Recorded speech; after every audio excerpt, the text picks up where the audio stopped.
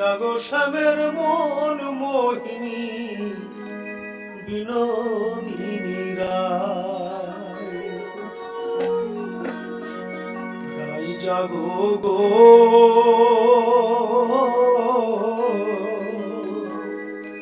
জাগো শ্যামের মন মোহিনী বিনোদিনী রাই চেয়ে দেখো আর তো নিশি নাই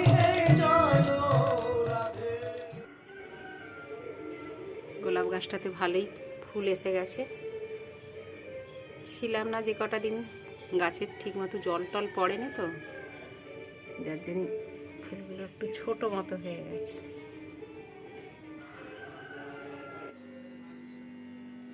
হরে কৃষ্ণ বন্ধুরা, তোমরা সবাই কেমন আছো?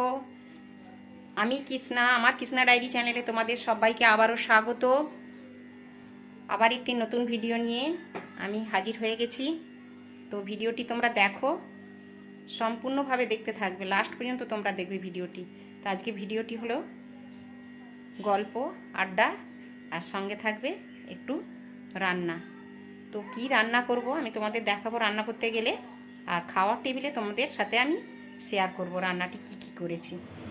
আমি রান্নাঘরে এসে চিংড়ি মাছটা ভেজে নিয়েছি, কাটা কোনাটা একটু ছিল সেটা ভেজে নিয়েছি।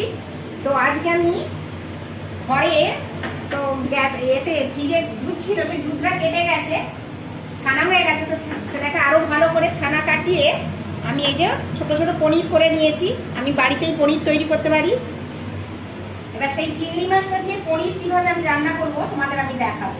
আর আজকে এই কাটা কোনা দিয়ে এই যে ফালা ফালা করে আলু কেটে রেখেছি, বেগুন কেটে রেখেছি, এটা দিয়ে টমেটো দিয়ে একটু সবজি হবে, মানে একটু মাখা মাখা তরকারি হবে। আছে নিম পাতা, তো আমি টেবিলেই তোমাদের সব রান্না করে দেখাবো। তো চিংড়ি মাছটা কিভাবে আমি রান্না করছি সেটা আমি তোমাদের দেখাই। চলো, তেলের মধ্যে 5 ফোড়ন দিয়ে দিচ্ছি।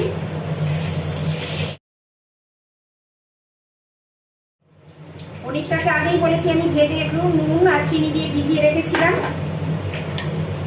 এরপরে আমি ফোড়নের মধ্যে পেঁয়াজ কুচি দিয়ে দিচ্ছি। বাড়িতে অনেক সময় দুধ কেটে ছানা হয়ে যায়, তো সেটাকে আমরা না ফেলে দিয়ে ওটাকে ছানা কাটিয়ে আমরা যদি এই ধরনের পাতলা ন্যাকড়া দিয়ে ছানার জলটাকে ছেঁকে খানিকক্ষণ যদি একটু ভারী কিছু এই ধরনের ভারী কিছু যদি তার মধ্যে চেপে রেখে দিই, তাহলে অনায়াসেই পনির হয়ে যাবে। তোমরা বাড়িতে, আমি দেখাবো একদিন কিভাবে আমি বাড়িতে পনির করি। কারণ আমি রসুনটাকে আমি বাটি না, রসুনটাকে আমি একটু থেতো করে নিয়েছি। দেখতেই পাচ্ছ। পেঁয়াজের মধ্যে আমি একটু নুন ছড়িয়ে দিলাম যাতে তাড়াতাড়ি পেঁয়াজটা নরম হয়ে যায়। এবার এর মধ্যে পেঁয়াজটা একটু ভাজা ভাজা মতো হয়ে গেলে আমি দিয়ে দিচ্ছি এর মধ্যে রসুন থেতো,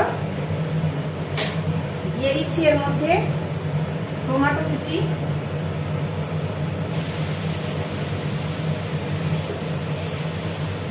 পাকা টমেটো তো আমি খুব একটা ছোট করে কাটিনি, হলুদ গুঁড়ো দিয়ে যেমন ঝাল খাও ঠিক সেই পরিমাণে ঝালটা দিও তোমরা।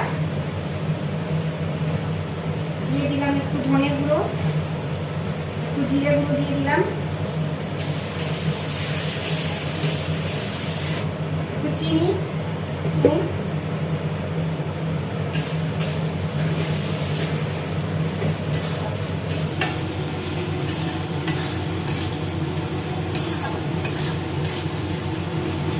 এটাকে একটু তেল ছেড়ে আসলে আমি পনিরটা দেবো আগে। এবার আমি পনিরটা দিয়ে দেবো। আগে পনিরটা দিলাম, এরপর আমি চিংড়ি মাছগুলো দিয়ে দিলাম। এবার আমি অল্প পরিমাণে, বেশি দেবো না, এটা মাখা মাখাই থাকবে, অল্প পরিমাণে আমি জল দিলাম। আর দিয়ে দেবো সানরাইসের একটু গরম মশলা। দুধ কেটে যায়, ছানাটাকে আর নষ্ট করি না, তো সেটাকে আমি পনির তৈরি করি।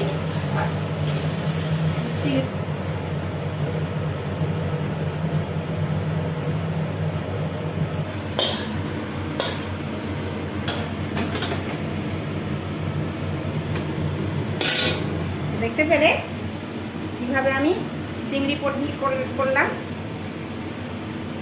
তোমরাও এইভাবে চিংড়ি পনিরটা বানিয়ে খেও, আর কমেন্ট করে জানিও কীরকম লাগবে তোমাদের। আমি জানি না, তো সেটা আমাকে তোমরা যদি কমেন্ট করে জানাও তাহলে আমি বুঝতে পারবো আমার চিংড়ি পনিরটা কেমন হয়েছে। তোমরাও বাড়িতে করে খাবে।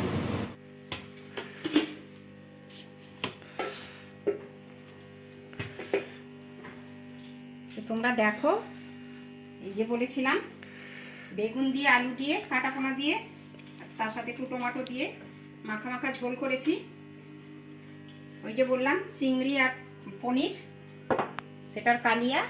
এখানে স্যালাড আছে, আর আছে এইখানে একটু নিম পাতা ভাজা আর আলু সেদ্ধ। এই হচ্ছে আজকের মেনু। তো বন্ধুরা দেখো, আমি বসে পড়েছি। বলেছিলাম একটু তোমাদের সাথে বাপের বাড়ির গল্প করব। তো বাপের বাড়ির গল্প বলতে যেটা আমি বলতে চাই, তো অনেক দিন পর আমি বাপের বাড়ি গেলাম, প্রায় 1 বছর 7 মাস পর। যাব না করে চলে গেলাম হঠাৎই। তো ভাইপো, বৌদি, দাদা ওরা প্রায় সময়ই আমাকে ডাকে, কিন্তু ওই যে কাজে ব্যস্ত থাকি, যেতে পারি না। চলে গেলাম। বয়স্ক মা দেখেছেন আপনারা, তো বয়স্ক মা মেয়েকে পেয়ে খুবই খুশি, তা আমিও মাকে পেয়ে খুবই খুশি। প্রায় অনেক সময়টাই মায়ের সাথে কেটেছে। মায়ের কত জমানো গল্প কথা, বৌদির, ভাইপোর, দাদার, প্রায় সবাইরই কথা শুনলাম, ভালো লাগলো। মা তো আর রান্না করতে পারে না, বয়স হয়ে গেছে। তা আমি বৌদির হাতে রান্না পেয়ে অনেকটাই খুশি। অনেকদিন বৌদির হাতের রান্না পাইনি। তো দাদাও খুব খুশি বোনকে পেয়ে, ভগ্নিপতিকে পেয়ে, ভাগনাকে পেয়ে। ভালোই লেগেছে, ভালোই আনন্দ হয়েছে। তো আসার সময় মনটা খুব খারাপ হয়ে গেছে। মেজদির বাড়ি যেদিনকে গেলাম, তো বৌদি বলেই ফেললো, যেদিন তোমার থাকতে হবে না মেজদির বাড়িতে, তুমি চলে আসবে। মানে এতটাই খুশি বৌদি আমাদেরকে পেয়ে। তো ভালোই লাগলো। আবার কবে যাব, দিন গুনবো আবার, তো মাসও গুনতে পারি। দিন তো অবশ্যই, এই দিন তো পরের কথা, মাস তো অবশ্যই। তো দেখা যাক আবার কবে যাওয়া যায়। তো এসে প্রথম দিনটা খুব মন খারাপ লাগছিল। এখন কাজের মধ্যে আছি, ঠিক আছি।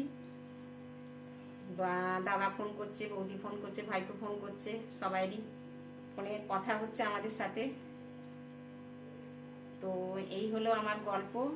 হ্যাঁ, তারপর আমাদের কি বলবো, আমাদের ফ্যামিলিটা এমনই। আমার ছোট কাকা তো নেই, মারা গেছেন। বাবাও নেই, মেজো কাকাও নেই।